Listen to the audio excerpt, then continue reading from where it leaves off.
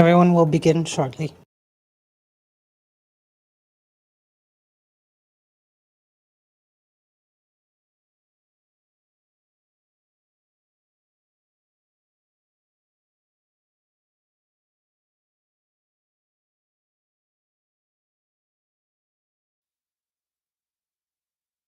Good afternoon, everyone. It is 1:36 p.m. We are back from recess, and today's confirmation hearing, we examined one nominee this morning, Mr. Anthony Torres, nominated for the position of Commissioner for the Department of Corrections. And this afternoon, we are here to examine the credentials of nominee Ms. Leila Fleming Staffler for the position of Secretary, Department of Commerce. And I'd like to go over some Department of Labor. I'm sorry, thank you. It's been a long day. We go through these for hours and hours, but thank you for the correction. I'd like to take care of some housekeeping rules. First, I ask that you please silence all your cell phones and electronic devices in order to have very minimal distractions during the sessions. We appreciate it. Secondly, we are being streamed live on local cable channel 23, as well as the legislature's Facebook page. And I want to caution everyone that even though we break for recess, Facebook Live will continue to live stream. And at this time, I'll introduce the Legislative Bureau staff that are assisting this committee this morning or this afternoon. We have Mr. Joe Bermudez, our legal counsel. We have Mr. Devin Macaranas, legislative assistant assigned to the committee. We have our IT manager, Mr. Jonathan Diaz. And to keep order and decorum in the chamber at all times, we have our senior sergeant at arms, Mr. Pedro Tawai. Thank you.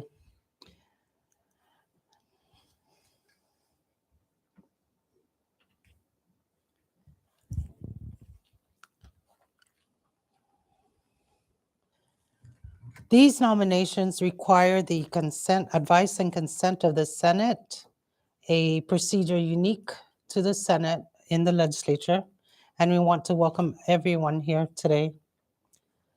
This is the legislature exercising its authority under law to examine the nominees of cabinet officials appointed by the administration, and that is why we are here today. And at this time, I would like to invite Mr. Oscar Babauta, the Special Assistant for Administration, and the nominee, Ms. Leila Fleming Staffler, to join us.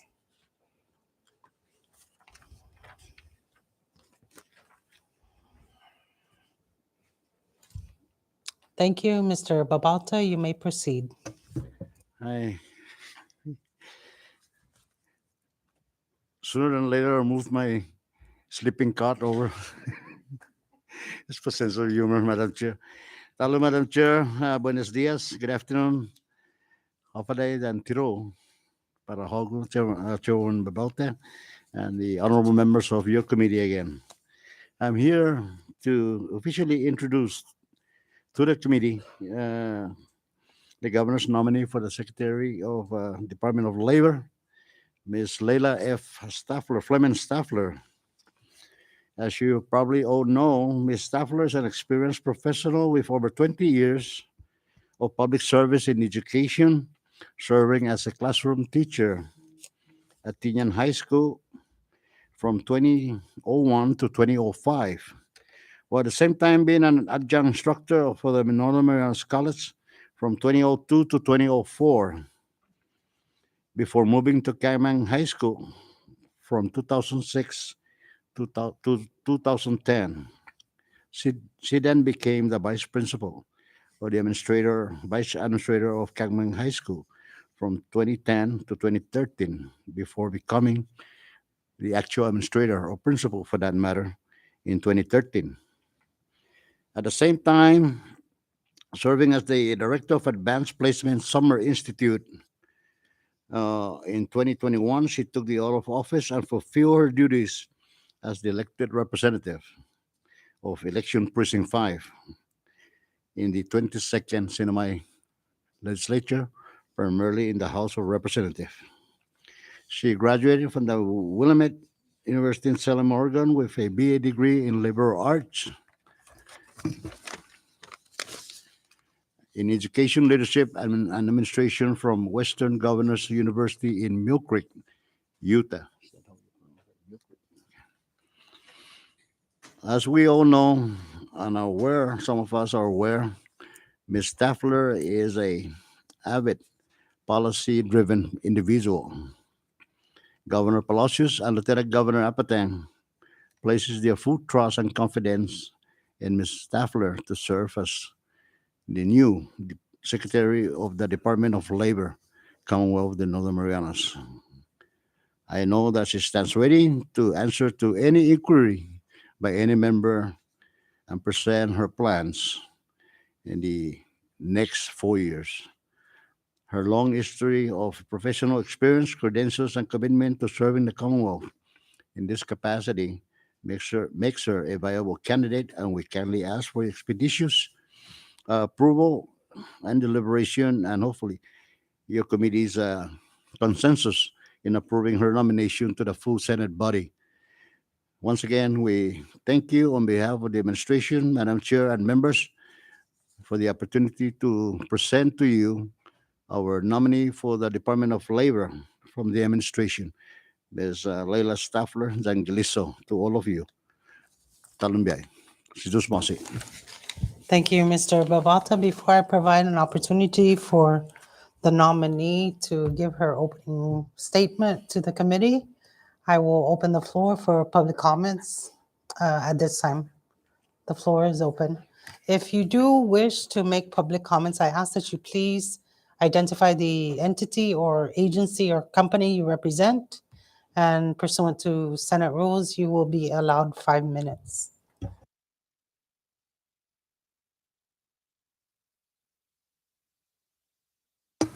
Good afternoon, Madam Chair, and this esteemed body. For the record, my name is Ross Manglonia. I am the acting resident executive at the Indigenous Affairs Office, and I'm here today because of the urgent need for our CW situation to be somewhat managed. Many of you guys in the legislature know that I've been knocking on your doors for quite some time regarding this CW issue. And one of the things is I'm ecstatic to see that Ms. Leila Staffler was nominated because of her program evaluation background. From one educator to another, sometimes we talk in lingo of our own. And sometimes when I was putting in reports for then Department of Labor, what do you call that? I just couldn't fathom or even begin to understand how decisions were being made, because it seemed like it wasn't numbers driven, it wasn't program review driven. And so now that we have an esteemed colleague who's had years of experience running educational programs, I think now we're in a lingo that we can all understand together. And I look forward to seeing the results. NMTI is one of those organizations that receives funding, and I think that's going to be their biggest asset, was having a person of this caliber. And so I wholeheartedly support her nomination. I would thank the governor and the lieutenant governor for seeing beyond what do you call it, the normal political driven motives that we usually have. So thank you, and I hope to see the successful nomination of Ms. Staffler. Thank you. Thank you, Mr. Manglonia. The floor is still open.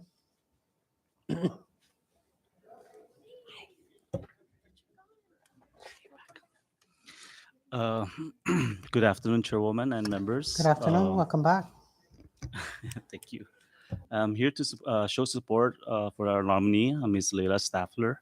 As you can see, I've worked with Ms. Leila as a representative the last legislature. She's Before actually you grown. proceed, may I ask you to please state your name uh, and the entity you represent for the record?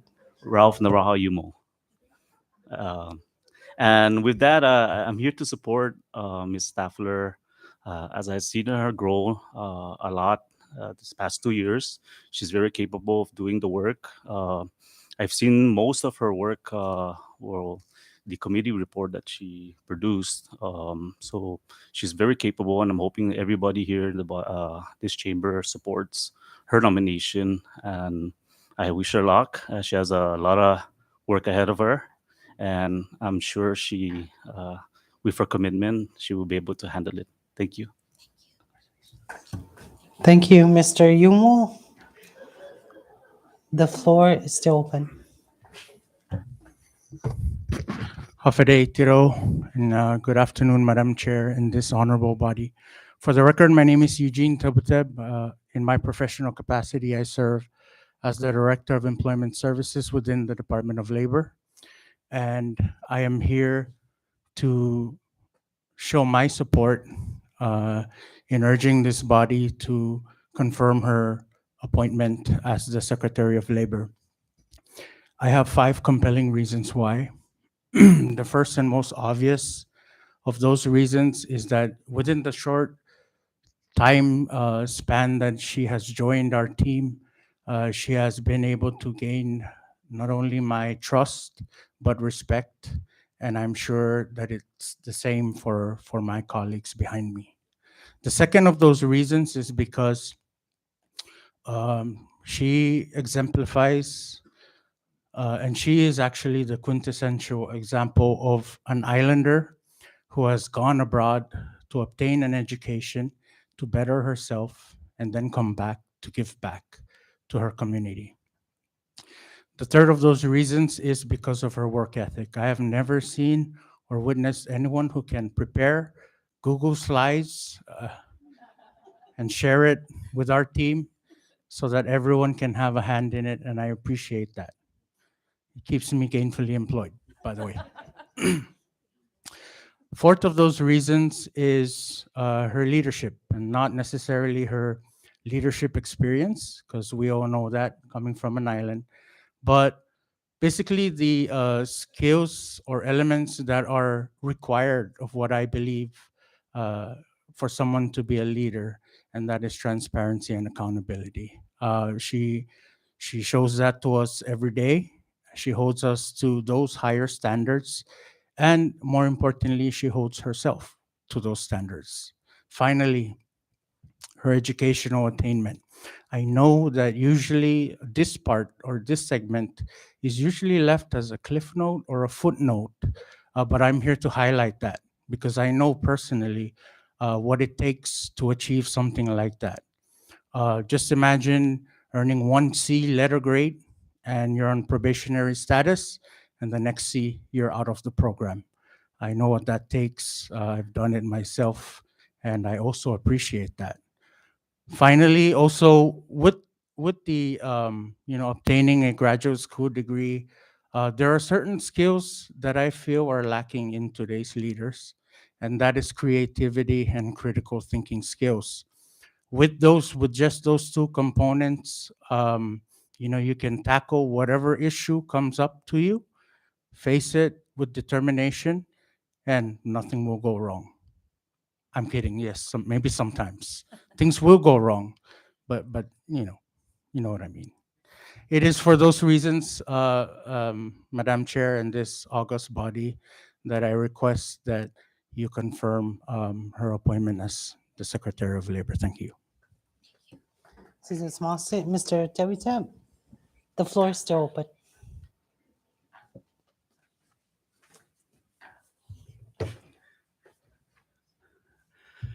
Hafide tirawami amaga tumaluani rananim mamay ng likami. Guahui lahin mizu telun mizu bisinun mizu.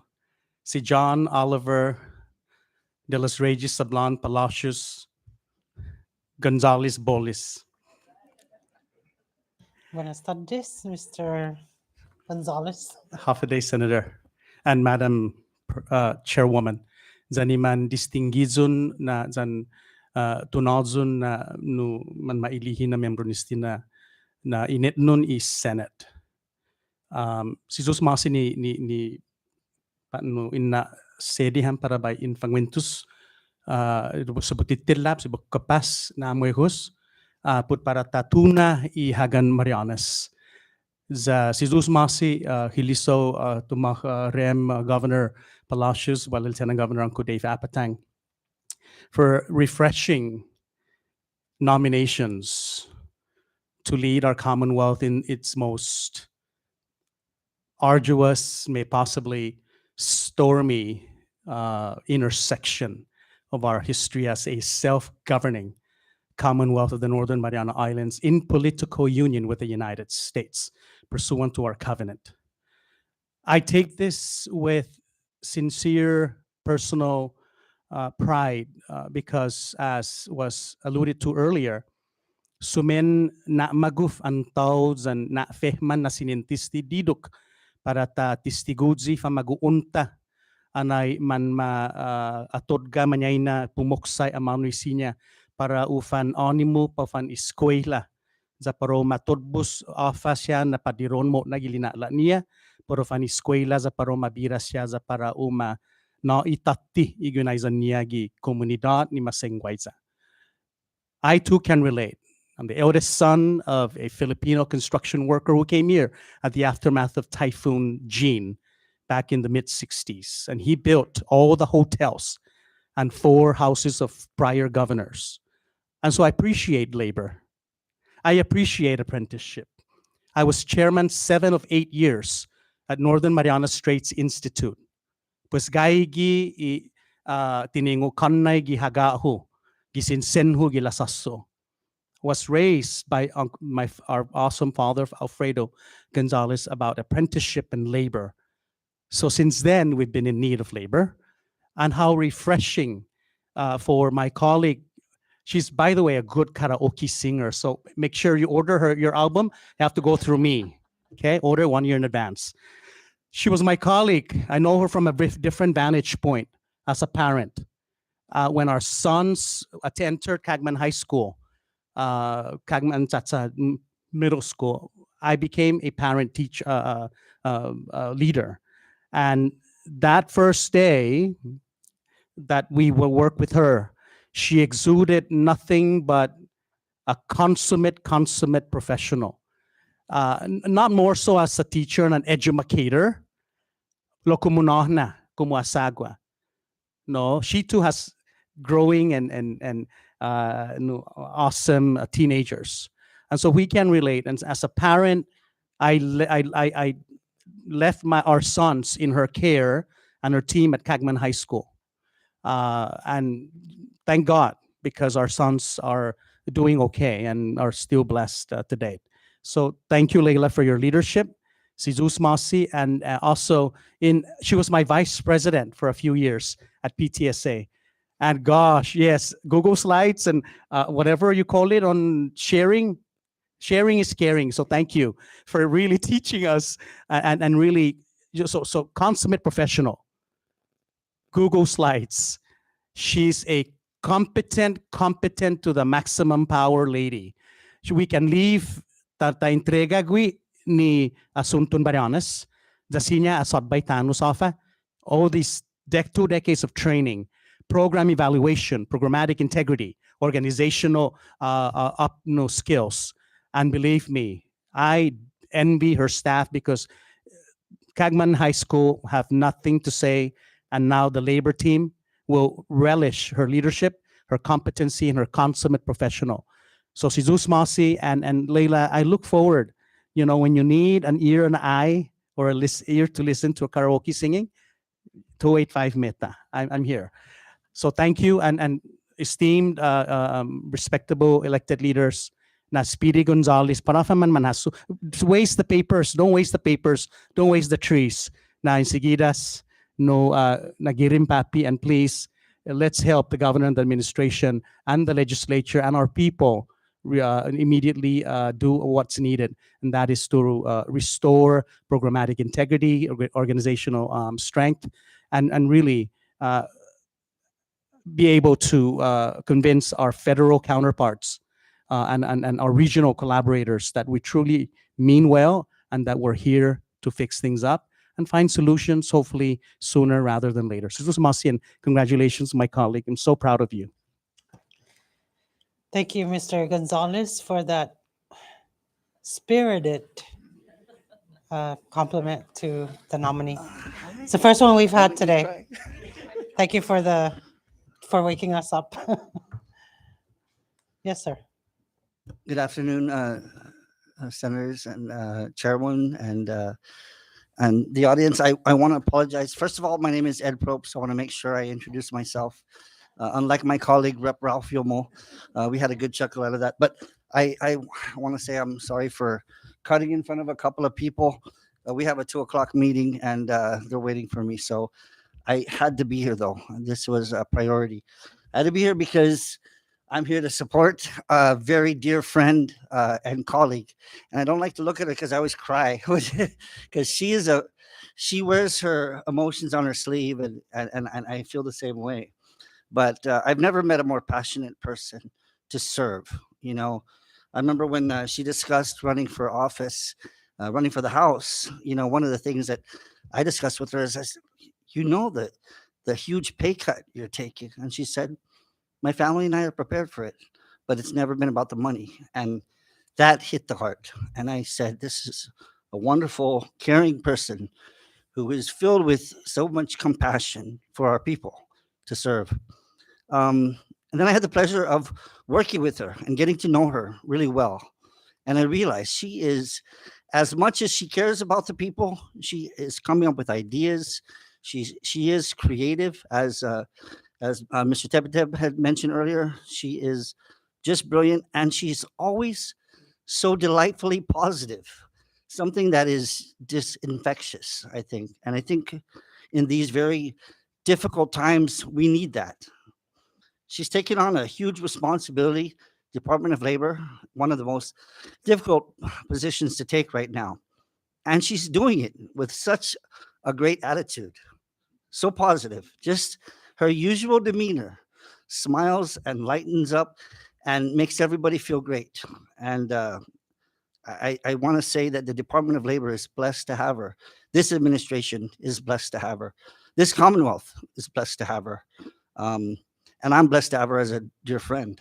So I look forward to her serving as our secretary, continuing to be a public servant to the people, and doing what's best, and especially the department like labor. You know, somebody with your compassion and your caring, you're going to make a huge difference. And I look forward to working with you. And I want you to know, Secretary, that my office, our offices are always open to you. Thank you so much. Thank you, Representative Edwin Probst. Floor is still open.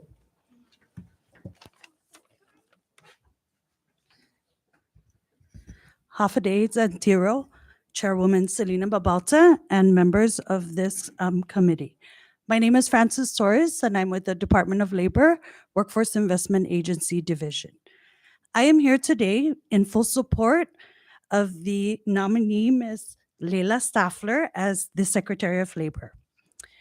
DOL supports workforce development through various training and education programs, which are designed to help workers acquire the skills and knowledge necessary to succeed in today's job market.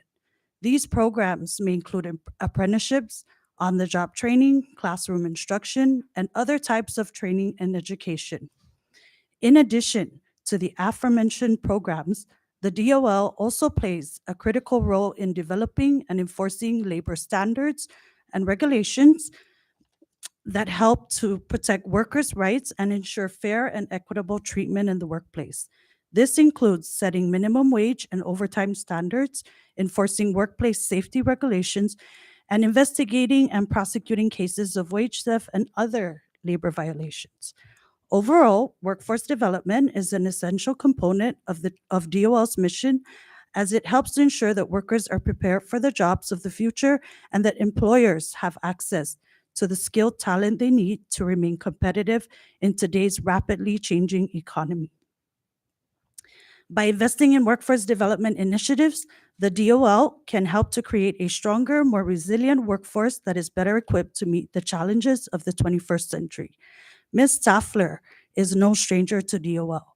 Her involvement with the registered apprenticeship partners and participation in work group sessions that led to the introduction of House Bill 22-118 demonstrate her commitment to improving the CNMI's workforce system and creating opportunities for workers to gain the skills and experience needed to succeed in the job market. Ms. Saffler's experience with the registered apprenticeship system would be a valuable asset to the Department of Labor if she were to be appointed. Her understanding of the challenges and opportunities facing the CNMI's workforce system could help inform policy decisions and strategies for improving workforce development initiatives. Additionally, her relationships with her stakeholders in the community could help facilitate collaboration and partnerships between the government and private sector to further workforce development efforts. Her extensive experience and qualifications makes her a strong candidate to lead the Department of Labor.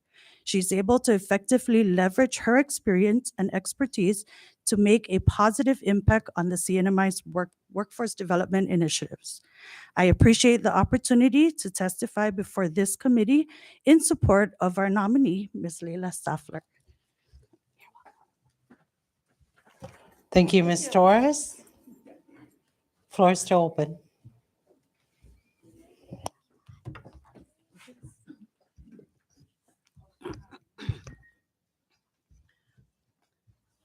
Good afternoon, Chairwoman Babauta and members of this august body. My name is Teresita A. Santos, a citizen of the Commonwealth. I have had the pleasure and privilege of working with Ms. Leila Fleming Staffler personally and professionally. Acting Secretary Leila and I were colleagues in the 22nd legislature.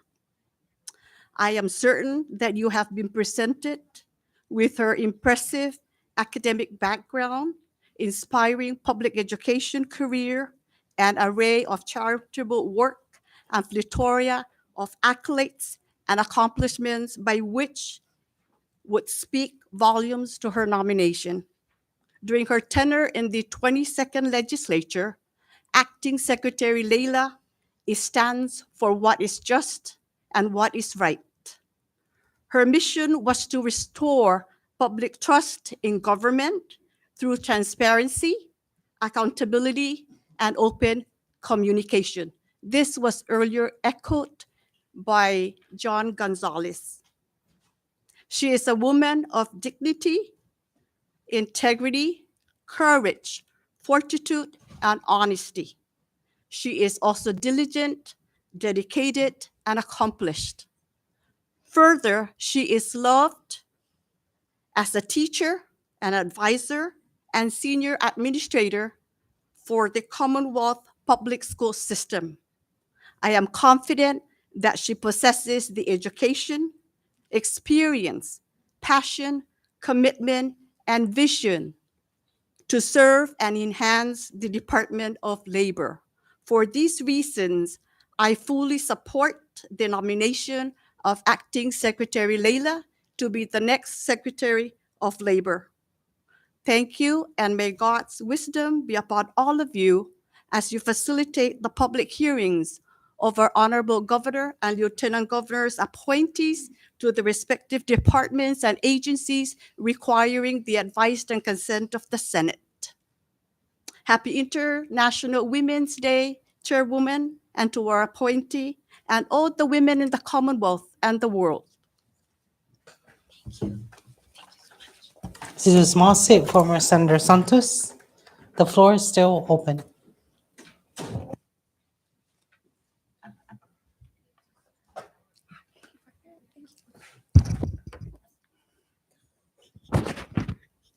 Thank you, Chairwoman.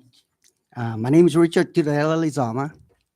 I'm here to support my colleague, former colleague from Precinct 5. First of all, I want to say thank you, my former colleagues from Department of Labor. And you guys have the right person. So thank you for coming. I echo everyone's statement, but I'm here to tell you that with the 2 years I have with Ms. Staffler, I did not become a true legislature until we were partners, because I found out that she's a doer. So for labor, for the people at labor, whatever you're going to do come in the future, I know that she will do and finish to the finish line. She's not the person that will do something and left it aside. So with my support, I ask you, the whole body is here, to vote yes for confirmation. Thank you. Thank you, former Congressman Richard Lozama. The floor is still open.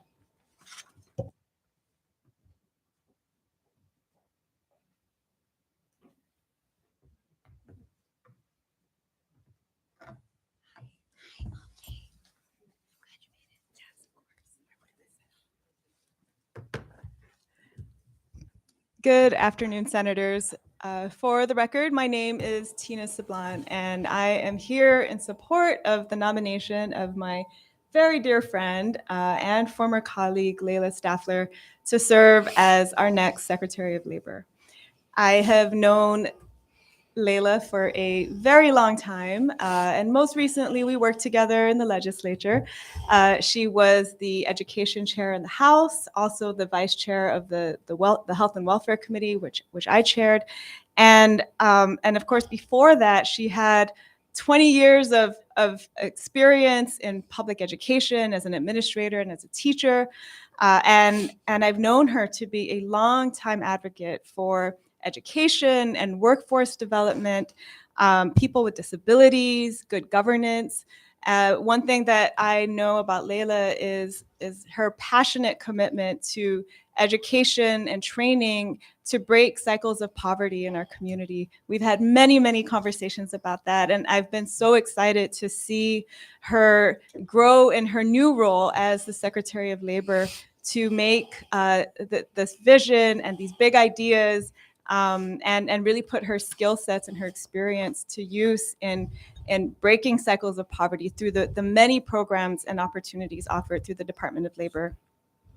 I know Leila as a public servant whose heart is truly with the people. And I've also known her for the leadership that she's shown in developing policies and advocating for policies to strengthen our educational institutions, to reform our labor laws, to establish apprenticeships and pathways to vocational training for our people, to advocate for employment opportunities for people with disabilities, as well as other services. She is ethical at her very core. She's organized. She's a capable administrator, many years of experience running systems and organizations and really seeing the big picture and how systems could work better to serve the people that they're intended to serve. And as our former colleague, Richard Lozama put it, she is truly a doer, a mover and a shaker, and again, just a servant leader at heart who has the vision and the integrity and the experience to take our Department of Labor to the next level. There are many, many challenges ahead, but also many opportunities. And I think Leila is the right person at the right time to provide the leadership that we need and really open up opportunities for our people for gainful employment and education. So I want to thank you for your time and congratulate my good friend Leila, and I urge you to support her nomination expeditiously so that she can be confirmed. Thank you. Thank you, former Representative Tina Sablan.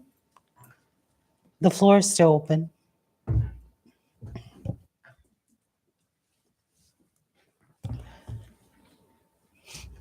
I am starting to feel that this is just a meeting of the legislature, really.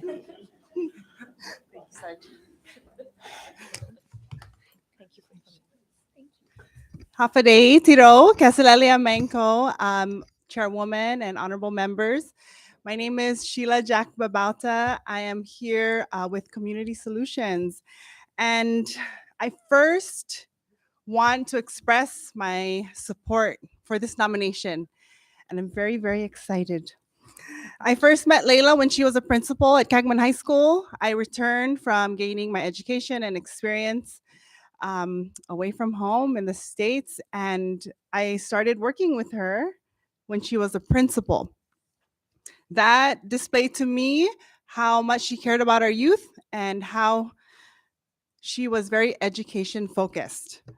Then we became fellows with Pacific Century Fellows, the 2019 cohort. And that displayed to me how important leadership development was to her.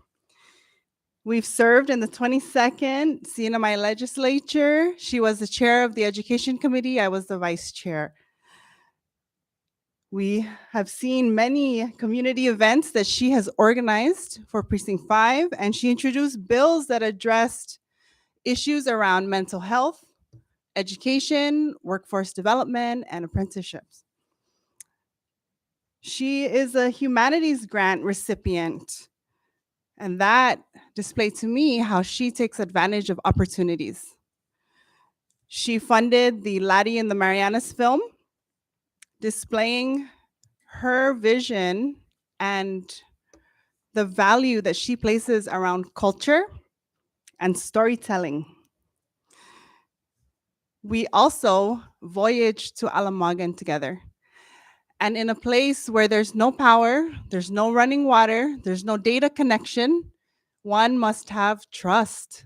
And Layla organized that entire voyage, got many members of our community together there and back safely with the guidance, of course, of the Northern Islands Mayor's Office. And so I truly trust Layla. She really cares about our community. She has a heart for the people, all of the people that make up our community. She aims to leave this place better than she found it, and she says that publicly all the time. And I believe her because I trust her. And so I would really like to encourage this body to support Miss Layla Fleming Staffler in her nomination. And I am so proud of you and always here for you. Thank you.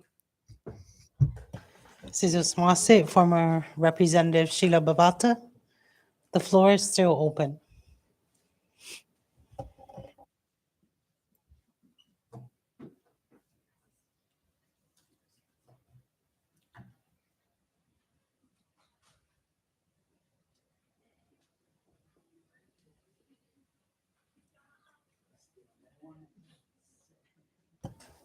If there are none, may I ask you to please turn off the mic? Yeah. Thank you. If there are none, I will go ahead and allow the nominee, Miss Layla Fleming Staffler, to give us her opening statements.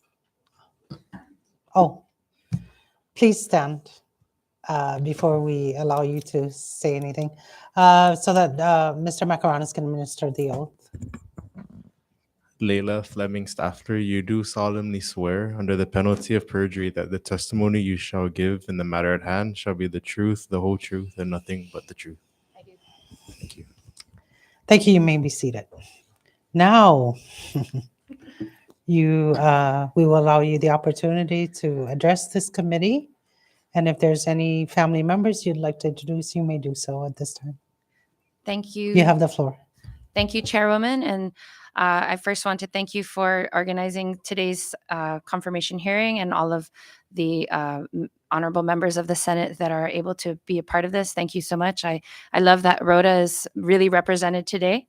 I will love to introduce my family that is able to be here. I have my mother, Deborah Fleming, here in the front with my mother-in-law, Monica Nugent, and her daughter, Sandy. And my husband, Marcus, is in the middle. And I also just want to thank all of my colleagues and friends and family who are in the gallery and lobby. I am very, very touched. I'm very overwhelmed. I've been trying to keep my tears back. It was really hard, especially when Ed Probst was speaking. Congressman, thank you. I actually didn't really prepare any opening statements because I wanted to speak from the heart, which makes it a little emotional. So I'm going to go slow, but not take up too much of your time. I wish I could take different parts of everyone's speeches because what everybody said was really, it was really important to me to be able to hear and know that people trust and have seen the efforts that I've put into the community to give all of the people in our committee, all of the people from our community, opportunities for their personal growth. I feel very fortunate that I was able to receive opportunities as well, and I wanted to make sure that I always pay it forward.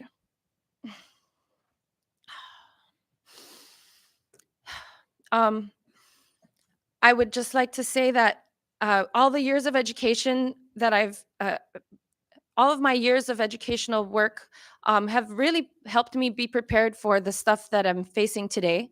In education, everything we're trying to do is to get students to be ready for work. Everything that we're trying to do is to get people to be able to be self-sufficient and have opportunities so that they can support their families for their future. And changing their poverty cycles by providing these opportunities is something that I've been committed to doing since I came back from college and since I've been part of public service as a teacher.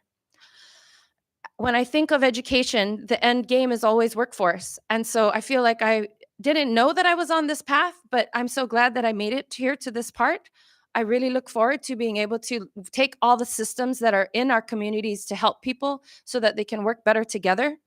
All of the work that I've been doing since I joined the legislature has been pushing me towards that. And I feel that a lot of the groundwork that was laid out in my tenure as in the 22nd legislature has really prepared me for the work that I have ahead of us today. Labor is a huge area of our community that is the foundation of our economy, if you really think about it. Making sure that our private sector has the right type of workforce to make sure that they are able to continue running their businesses and keeping our economy flowing is important. And that's a huge part of what labor is tasked to do. We're also tasked to make sure that the labor market is a fair place to work, to make sure that there are protections in place for people so that they're not taken advantage of, no matter what their background is. That is something that I've been doing since I was a teacher. And so as much as it seems like a different title, it all ends up in the same area, is preparing people so that they can be independent for their futures. And so with that, I thank you for this opportunity to come before you, and I hope that you will also be confident in the choice that our governor and lieutenant governor have made for my nomination. I pledge to do the best that I can do to help all of our islands, Saipan, Tinian, and Rota, to ensure that they are all able to receive the opportunities that are out there in our world. And I will leverage my resources and use technology as much as possible to make sure that our scope and our width is as broad as possible to help as many people in the CNMI as possible. And so I thank you for this time, and I look forward to your questions. Thank you, Ms. Staffler, and welcome to your family that's here today to support you. I will open the floor at this time for members to ask their questions of the nominee. Recognized Senator Paul Manglonia. Thank you, Madam Chair. I think we heard enough from all the lawmakers this afternoon, both serving presently and just most recently.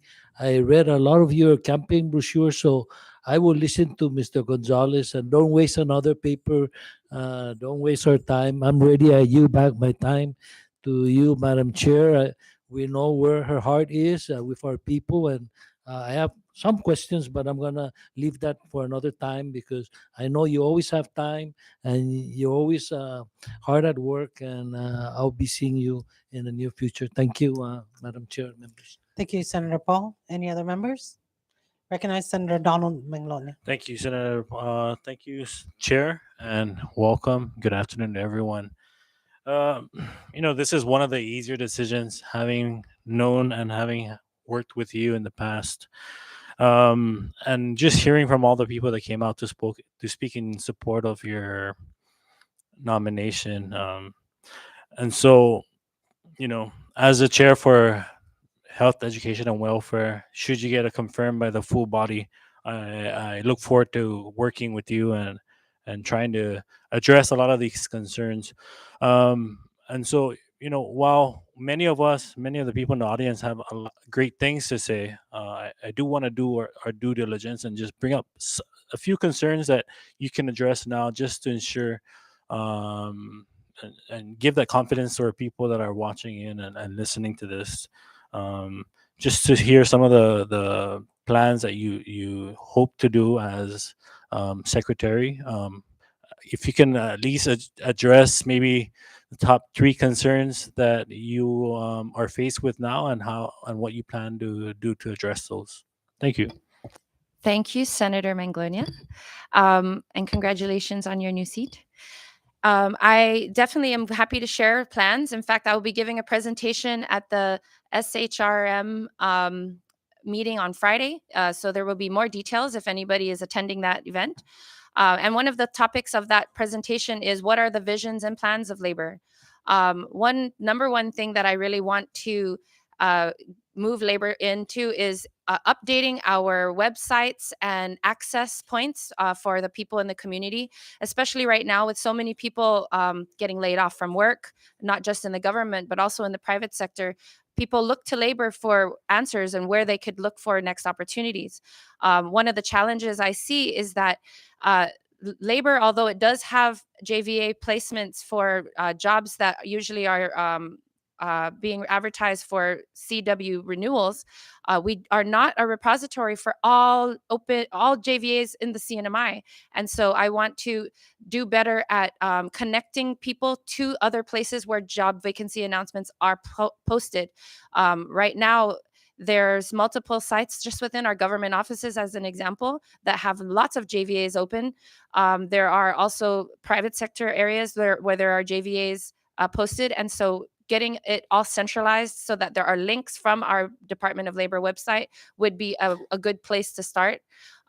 Increasing the use of technology across the department for monitoring practices and ensuring that we're cross-referencing and communicating is something else that I am working on. They've already been doing that in some capacities, but I would like to expand that further. And just looking at how we can have more outreach using social media. There is currently no social media platform for the Department of Labor. That's something else that I'm working towards, for people to have more access to announcements, opportunities, and different things that come up. So that's one. Another area that is of high concern across the communities, of course, is the CW end date of 2029. I am making sure that I am in communication with our Department of Labor counterparts in the federal systems so that they can get the full picture and understanding. And part of that is collecting the right type of data. One of the first people who talked about data in the comments, public comments, was right on point with one of the things we really need is to have the right kind of data. And that's something that I'm always searching for. At this point, I can say that we don't have all the kinds of data that we need to be able to make our case with the Department of Labor, the U.S. Department of Labor, so that they can see the big picture. And so that's something that I'm working on. I've actually already begun collaborating with Commerce. I will start talking with Tax and Rev. Hey, Tax and Rev, if you're listening. But we really do need to align our systems more so that we can share information, which will help all of us in applying for grants or making our cases with our federal counterparts. So that would be my second thing I would like to work on. And then, of course, PUA is one of the biggest things that people ask questions about. And although labor is bigger than PUA, PUA seems to be bigger than labor sometimes. And so making sure that I can stay on the front end of a lot of the things that people have mentioned in the past Recently, I released a press release about the story of PUA, and I plan to continue submitting updates and finding different ways to communicate with people about the overall situation. We're still disaggregating data from the systems. The system is not as friendly for some of the data that I want to extract. And so that's some other stuff that I'm working on. But I would say those are the three main things that I would start with for plans ahead. Thank you for that. And just, I'm not gonna go dive into PUA, but just understanding the process of this unemployment insurance, for example, is that something that, you know, is that something that you think we should look more into, and any plans for that moving forward? I'm glad you asked, and maybe that should be number 4. We do have a plan right now to. We're submitting a TAP grant at the end of this or the middle of this month to see if we can get included in a unemployment insurance feasibility study. Guam recently received this, and so we're trying to follow in their footsteps and also get access to that. And that will be the beginning steps that we need to take to see how we can implement an unemployment insurance program in the CNMI. But yes, that's something we absolutely want to look into to see how we can make happen. And we will need your help when it comes that time. Thank you. And just the last one, have you already reached out to Rhoda and Tinian and see what kind of support they've lacked and how your the CNMI DOL can assist Rhoda and Tinian? Yes, I actually did. I met with them a few weeks ago online, and we were supposed to meet today, but because of the scheduling of the hearing, we've postponed our meeting a little bit. And we have talked about how we can align ourselves better so that our citizen-centric reports are reporting the same things as one example, but also that we're providing the same opportunities on all 3 islands, whatever they are from the programs that are available at DOL. So yes, we do have plans to continue this practice and expand it in some ways with WIOA. Thank you, WIOA. Thank you so much, Acting Secretary. Madam Chair, you at this time. Thank you. I would like to recognize the presence of Senate President Edith de Leon Guerrero, and she will be permitted to ask questions as well as any other senators who wish to join us today. Thank you. Recognize, Senator Dennis Mendiola. Ms. Staffler, Acting Secretary. Actually, I don't have questions. I got a few text messages, and one of them insists on me reading this letter of support. It's kind of interesting, Madam Chair. So normally they're supposed to submit their, through a written or oral testimony. But now I got a text message that I'm being forced from my constituents to make sure that I read it out. So, yeah, I'm in full support of Miss Layla Staffler. I've known her and as a mentor in high school, and was a person of big heart and always willing to help students. So please confirm her. She is the best for labor. Anyways, I just wanted to make sure I read that out. I'm getting a few text messages of your support, so it's kind of interesting. You're the first that I'm getting text messages for, so I'm making sure that everybody knows that. Thank you. Thank For now, you. Madam Chair. Thank you, Senator Mendiola. Recognize Senate President Edith de Leon Guerrero. Thank you, Madam Chair. Good afternoon, Layla. Nice to see you. I just wanted to hear from you, what is your position with respect to the touchback provision of the existing policy of USCIS regarding CW1 workers? And also, when was the last time, I know you were talking about data, and I just presented before the Saipan Chamber of Commerce, and there was a statement that was made that I believe 30% or less of the employers in the Commonwealth are submitting their workforce listing on a quarterly basis to the Department of Labor. And on that particular status, I was wondering whether what is the rate of enforcement with respect to that requirement of employers to submit their quarterly workforce listing to the Department of Labor to include the annual workforce plan. And subsequently, also with respect to the CW1 workers data, Do you know when was the last time Department of Labor ever submitted a FOIA to the USCIS office with respect to how many CW1 beneficiaries were issued their work permits to work in the Commonwealth market? Thank you, Senate President. With respect to the touchback, I am definitely in full support of what Kalili's bill HR 560 would do, or sorry, let me rewind. I'm in full support of what Congressman Kalili has been working on to try and get that provision changed. I know that it's a huge hardship on the businesses in the CNMI, especially with all of the dates coinciding. And so it's something that is a huge concern.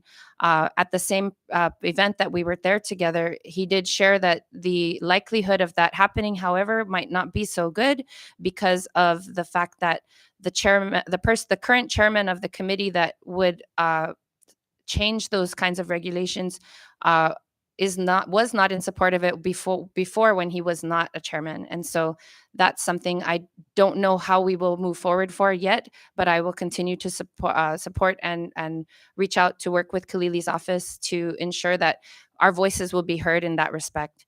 I know it's a huge concern for our business community. With your question regarding the data request from USCIS, I must admit, I don't know the answer to that, but that is something that we would want to go forward with, because we know that in order to be able to know which businesses in order to do our enforcement with, we need to know who they are up front rather than at the end. Right now, the only way that we are able to triangulate that data, or the way that we had triangulated that data prior, was using the end of the year tax and rev visa numbers to be able to know how many people with each different type of visa are present, and then looking at the CW numbers to compare with ours, which is how we got our 30% 30% quarterly report rate for that day. Part of the problem is that we don't always know which businesses are still in operation from the previous year. And so using the prior data, we'd have to do a lot more homework.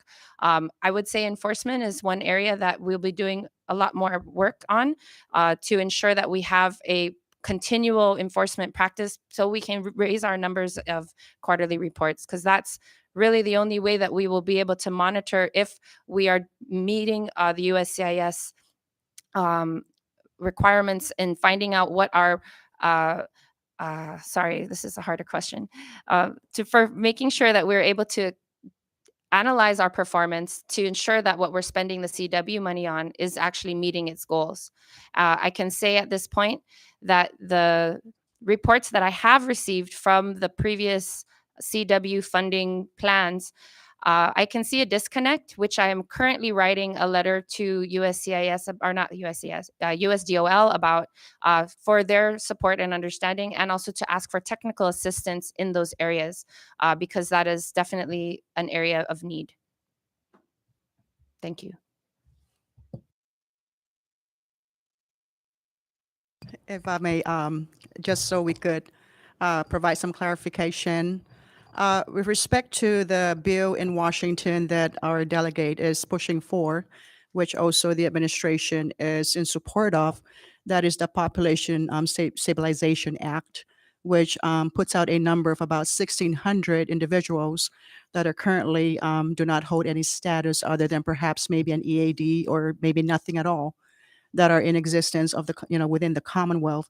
That is a separate matter, but the touchback provision that I was referring to is the importance of understanding how many CW1 workers currently are within the Commonwealth, and within that population of CW1 that were issued as beneficiaries under USCIS, how many of those population are going to be affected by the touchback provision currently June 18, 2020, or forward with respect to their employment visas. I think that is something that I would encourage labor to look into carefully and invoke the FOIA with USCIS so that we could get the numbers, so that we know for the CNMI market with respect to economic development and construction projects, that we need to understand of that whole pie, how much of that percentage-wise are going to be affected by the touchback provision, which is consecutive 3 years approval of the CW1 permit from June 18, 2020 moving forward.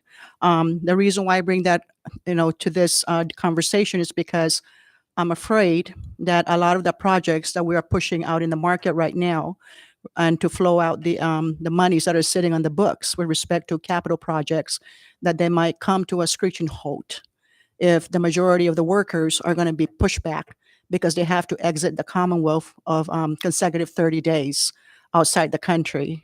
They have to be out there, and then they can come back in if their application on the I-129 is approved by their employers. So I would encourage you to write a letter to USCIS, understandably so because of your workforce listing saying that not all companies are in compliance with the submission of their report, and data is the issue there. But I think the most accurate data will come from USCIS with respect to the fiscal year allocation of beneficiaries under CW1.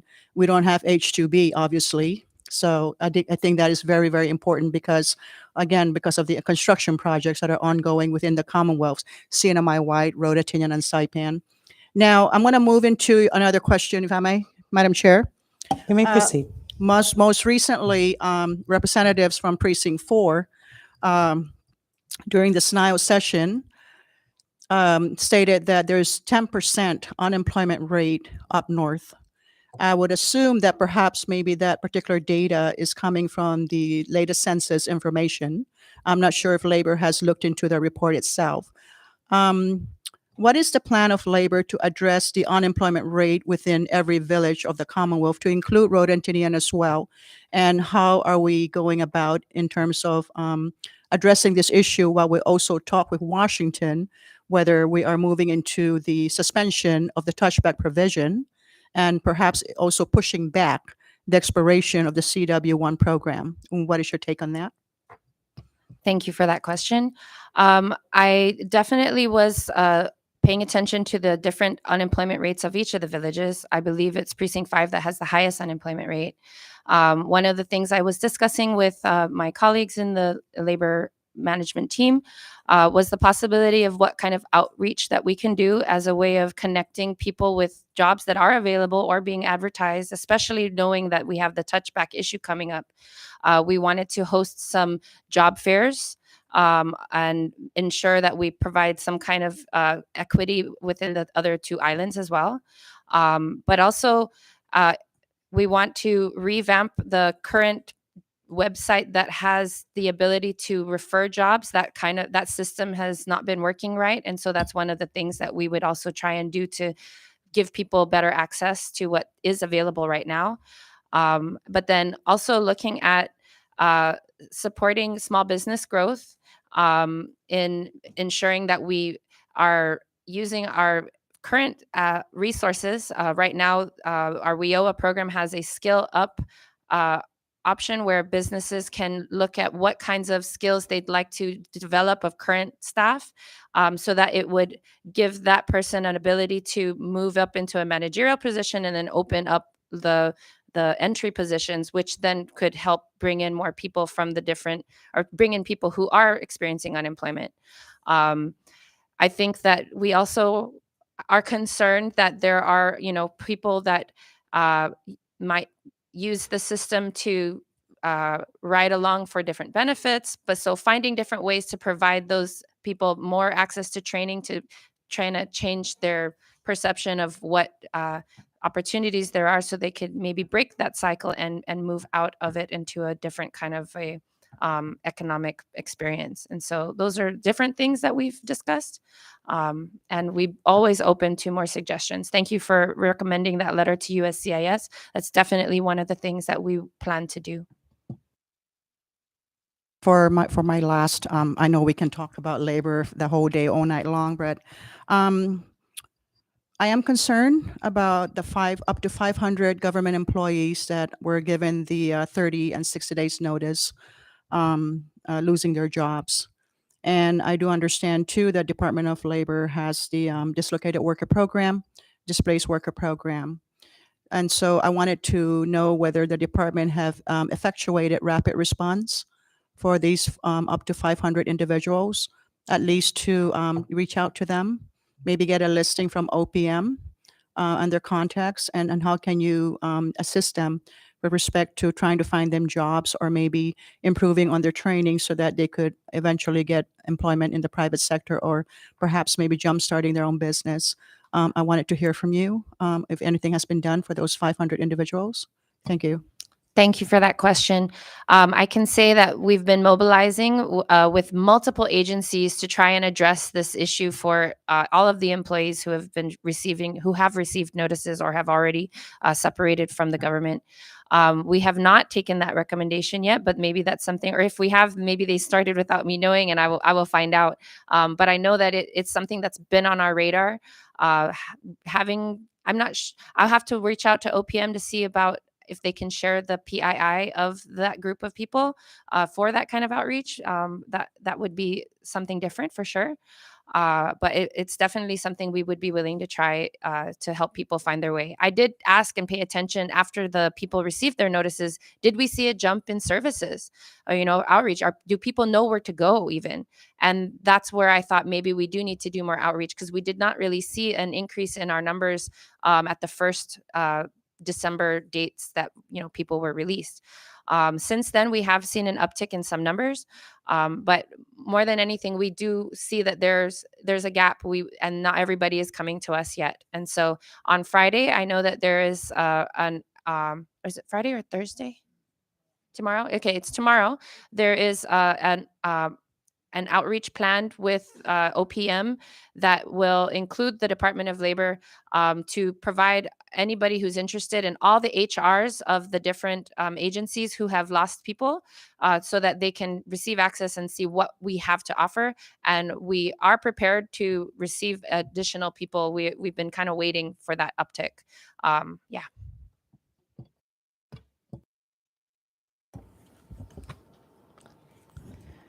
Thank you, Senate President Edith de Leon Guerrero. I had questions, but they all took them. I was going to ask about the unemployment insurance and what has the Department of Labor done to lay a foundation for any future unemployment program. And I think you've outlined that in your initial remarks, but if you'd like to expound, welcome. I would like to expound a little bit more on that, just because the PUA and DUA experience of the CNMI, the disaster unemployment insurance, when we've had typhoons and other disasters in the past, we've received that federal funding to make it happen, right? And so I would say that we are more prepared now than ever to transition into our own unemployment system, because we've worked out a lot of the kinks that come with that kind of a system, if you will. And of course, there's always more kinks to work out as far as if we're implementing something of our own with, different funding sources from all the different agencies and government or private sector that would pay into it. I mean, that's another animal as far as the structure. But as far as the groundwork for the accountability, the documentation requirements, and all of the different things that it takes to have a transparent but also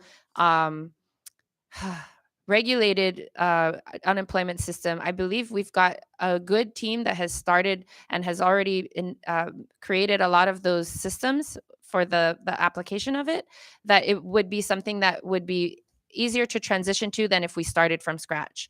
And so that's why it's right time to work towards getting that unemployment feasibility study so that we can see if we can transition sooner than later. We did get an extension for PUA until June of 2024. So we will continue to process anybody who has already had an application submitted and has been waiting. We will continue to work on their paperwork until it's done. And hopefully we will be able to get this CAP grant to get us into that feasibility study and get us rolling to implement our own system. Timelines, I have no idea, but I can assure you that we're confident that we could do this. Thank you for that. I was going to get into the PUA situation. So Department of Labor was given about $700 million for PUA and FPUC. This is not including the DUA, I believe. And there's still 25 million unencumbered. And the extension you speak of, is that to encumber this 25 million? And what is the status of this are you are so that the people who are listening can hear from you what to expect? Not a problem. One of the things that we did differently when I came on board was to kind of disaggregate it based on how many people for each of the different PUAs and week 5.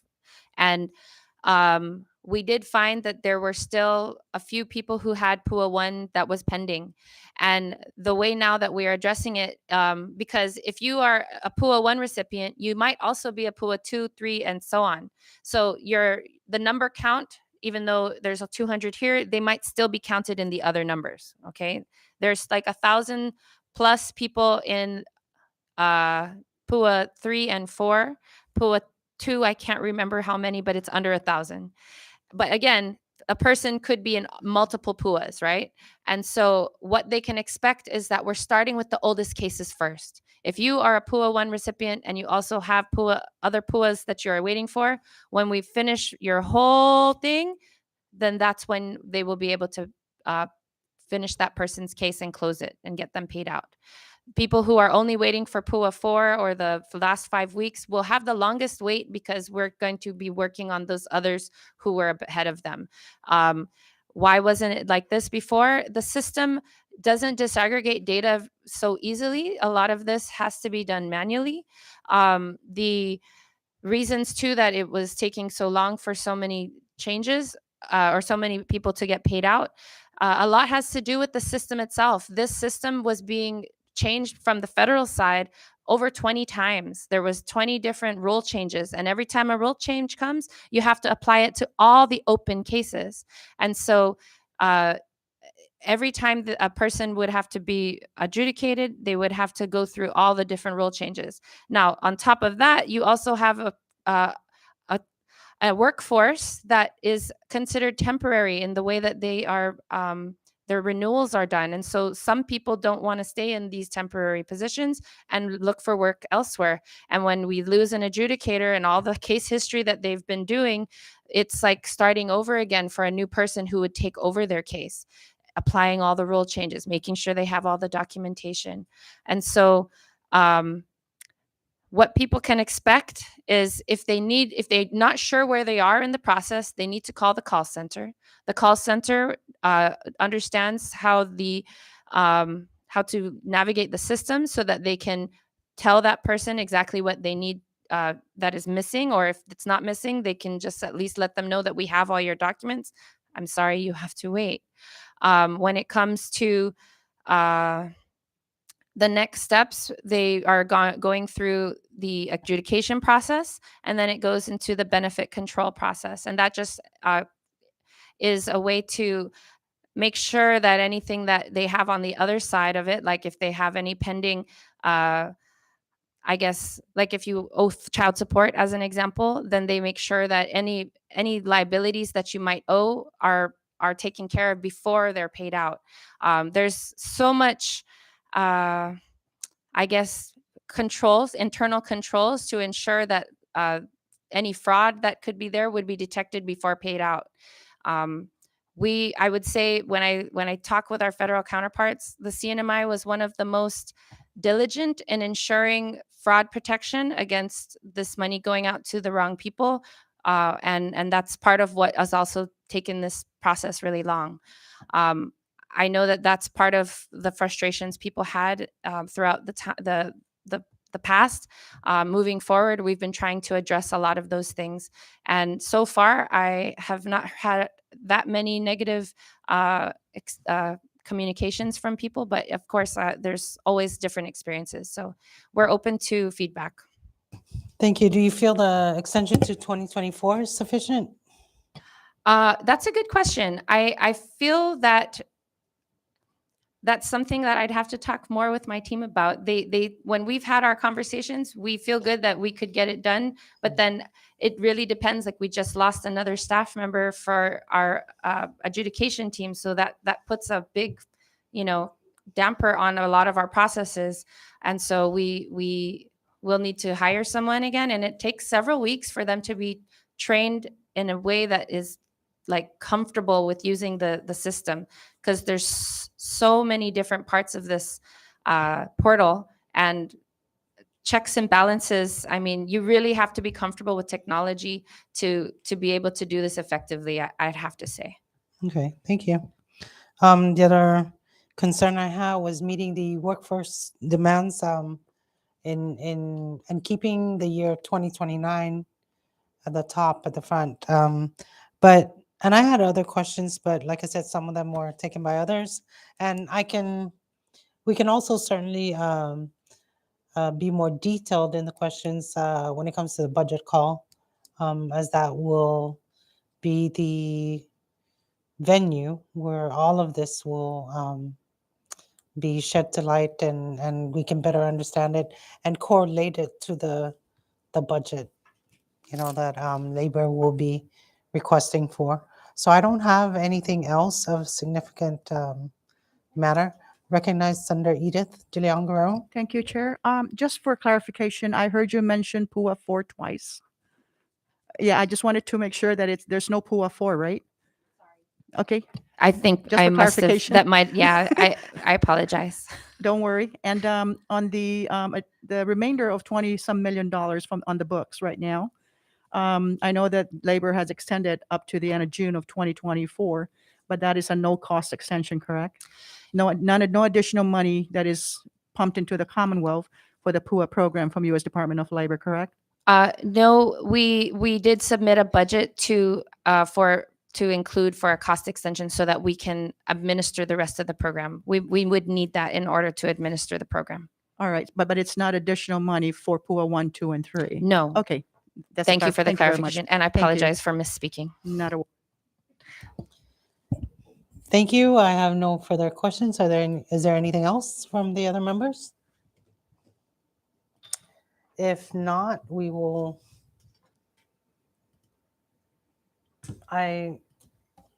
This committee has determined that your qualifications meet the standard to be the next Secretary of Labor, and I'm confident and proud to announce that this committee will recommend your full confirmation to the full Senate. So thank you, congratulations, and good luck. We will move on to the next item on the agenda, which is miscellaneous. Are there any members who have any miscellaneous announcements? If not, I would like to recognize Senator Donald Manglonia for the proper motion to adjourn today's meeting. Madam Chair, I move for the adjournment of today's committee meeting. Is there any second? Oh, I didn't hear it. Thank you. Motion has been made by Senator Donald Manglonia to adjourn today's meeting, and it has been seconded by the other members. Are there any concerns regarding the motion? If not, all those in favor, please say aye. All those opposed, please say nay. The ayes have it. Today's meeting is hereby adjourned.